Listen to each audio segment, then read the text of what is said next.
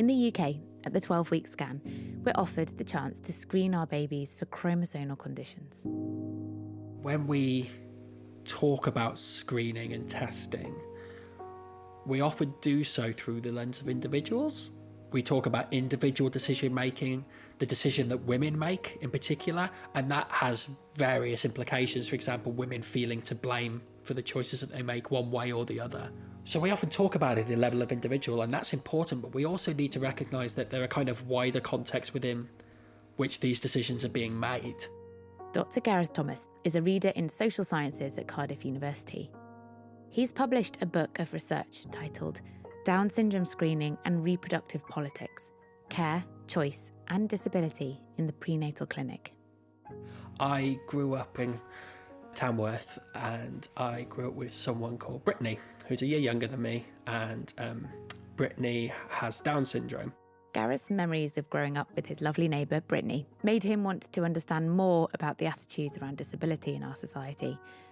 And one of the things that he's investigated is screening or testing during pregnancy.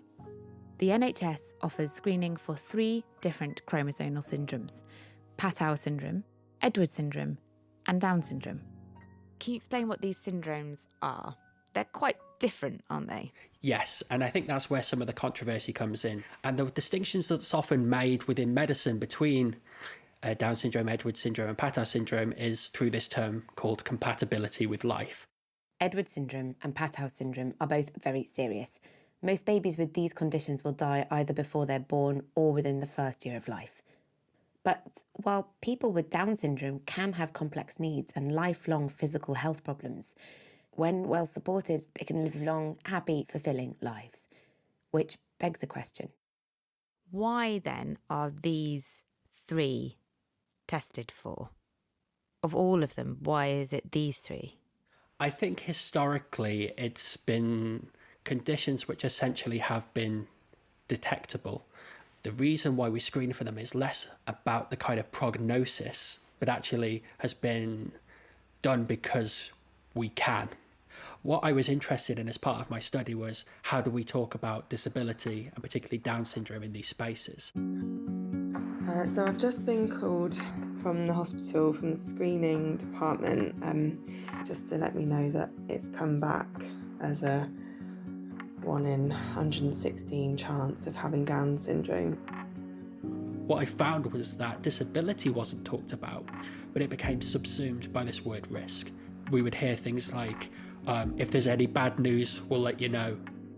The midwife said I'd be really unlucky if it comes back as having Down syndrome. And so describing Down syndrome in this case as a risk risks actually portraying it as this negative outcome. The words we use are so important. NHS guidelines recommend using the word chance when it comes to possible outcomes in pregnancy. But Gareth found that in actual consultations around these syndromes, including Down syndrome, medical staff often slipped into using the word risk. Different, aren't they? Chance, risk. People have to make really tough choices within the context of kind of negative cultural attitudes to disability, within their own context of family support, their own economic means within services that are available. The right to decide whether to keep or terminate a pregnancy is an important part of our legal system.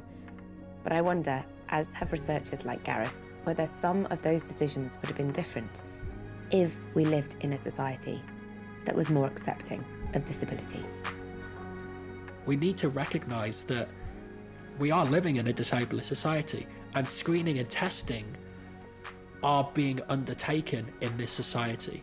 So if we're going to tell people that they need to make informed choices when it comes to screening, we need to recognise that wider context in which screening and testing happens.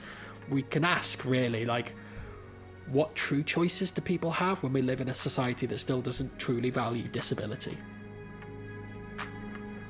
You've been listening to Child, a Listen production for BBC Radio 4. I'm India Axton. The producer is Ellie Sands.